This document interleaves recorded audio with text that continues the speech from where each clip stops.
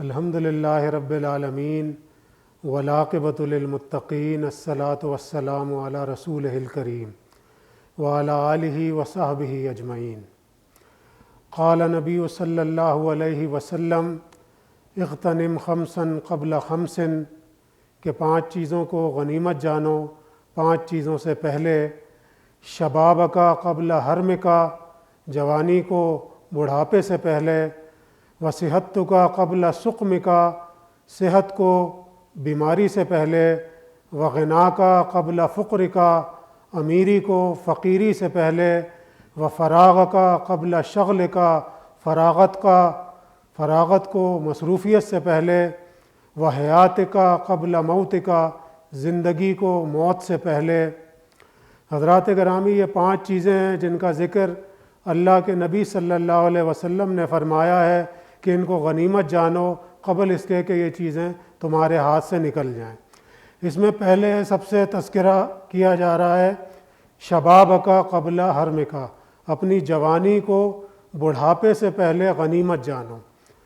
آپ دیکھیں کہ اس حدیث کے اندر سب سے پہلے جو ذکر کیا گیا ہے وہ آپ کی جوانی کا کیا گیا ہے۔ یعنی جوانی انسان کی زندگی کا وہ حصہ ہوتا ہے کہ جب انسان کے اندر قوت ہوتی ہے، انسان کے اندر طاقت ہوتی ہے، اس وقت جو ہے اس کے اندر صلاحیت ہوتی ہے گناہ کرنے کی اور نیکی کرنے کی بھی، دونوں صلاحیتیں اس کے پاس موجود ہوتی ہیں، اور اس کو جو ہے پورا اختیار حاصل ہوتا ہے کہ وہ جس چیز کو چاہے اختیار کر لے۔ فارسی کا مشہور محاورہ ہے کہ در جوانی توبہ کردن شیوہ پیغمبری، وقت پیری گرگ ظالم می شود پرہیزگار،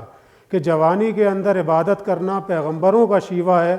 اور بڑھاپے کے اندر بھیڑیا جب اس کے دانت بھی جو ہے وہ کمزور ہو جاتے ہیں، جب اس کی ٹانگیں بھی جو ہے وہ کمزور ہو جاتی ہیں، اور اس کا گزر اس وقت اگر بھیڑ کے ریوڑ کے اوپر سے ہو اور اس کے اوپر حملہ آور نہ ہو تو وہ اس کی جو ہے وہ پرہیزگاری کی علامت نہیں بلکہ وہ اس کے بڑھاپے کی علامت ہوتی ہے۔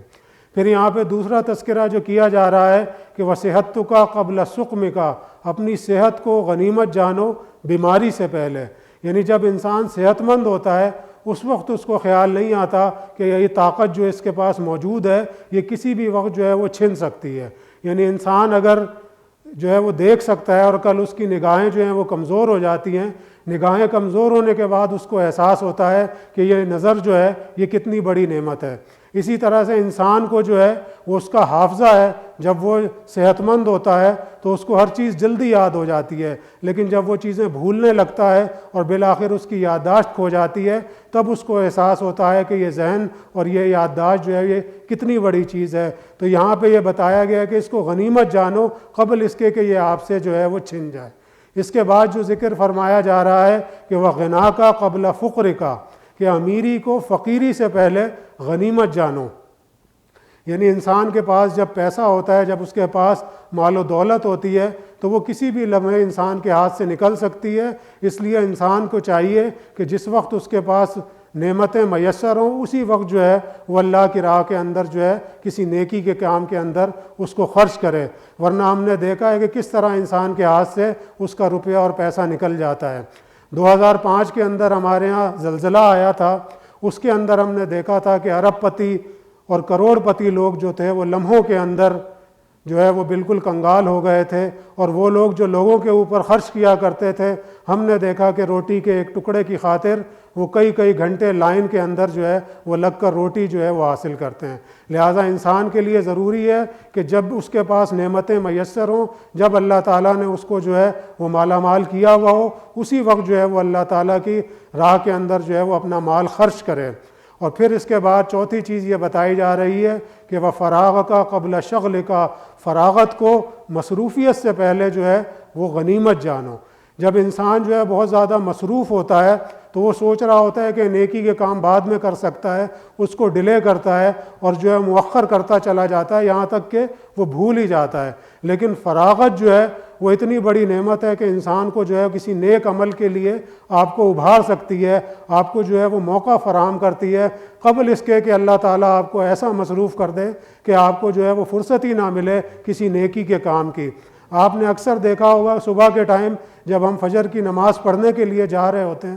اس وقت آپ نے دیکھا ہوگا کچھ لوگ جو ہیں وہ گاڑی صاف کر رہے ہوتے ہیں۔ ادھر فجر کی نماز کھڑی ہوئی ہوتی ہے اور کچھ لوگ گاڑی صاف کر رہے ہوتے ہیں، ان کے پاس اتنا موقع میسر نہیں ہو سکتا کہ وہ 5 منٹ کے لیے رک جائیں اور نماز پڑھ لیں، ان کو اللہ تعالیٰ نے ایسا مصروف کر دیا ہوتا ہے۔ اسی طرح سے ہم دیکھتے ہیں کہ جب فجر کی نماز ہو رہی ہوتی ہے اسی وقت جو ہے وہ مسجد کے باہر کچھ لوگ کھڑے ہوتے ہیں اور بس کا انتظار کر رہے ہوتے ہیں کہ کہیں بس ان کی نہ نکل جائیں، اس خوف سے وہ مسجد کے اندر جو ہے وہ نہیں آتے ہیں اور مسجد کے باہر ہی کھڑے ہو کے بس کا انتظار کر رہے ہوتے ہیں۔ تو اللہ تعالیٰ سے جو ہے وہ پناہ چاہیے، پناہ مانگنی چاہیے کہ ہمیں ایسا مصروف کہیں نہ کر دے کہ ہمیں جو ہے وہ کسی نیکی کے کام کا جو ہے وہ موقع ہی نہ ملے۔ اور پھر جو آخری بات اس میں کہی گئی ہے کہ وہ حیات کا قبل موت کا، کہ اپنی زندگی کو غنیمت جانو موت سے پہلے۔ جیسا کہ موت کے بارے میں آپ کو پتہ ہے کہ اس کا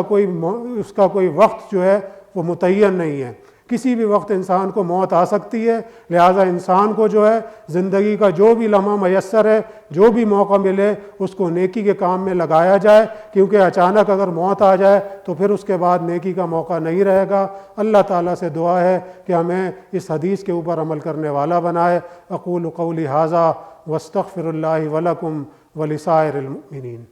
اللہم صلی علی سیدنا محمد وعلی آلہ وصحبہ وسلم۔ اللہم صلی علی سیدنا محمد وعلی آلہ وصحبہ وسلم۔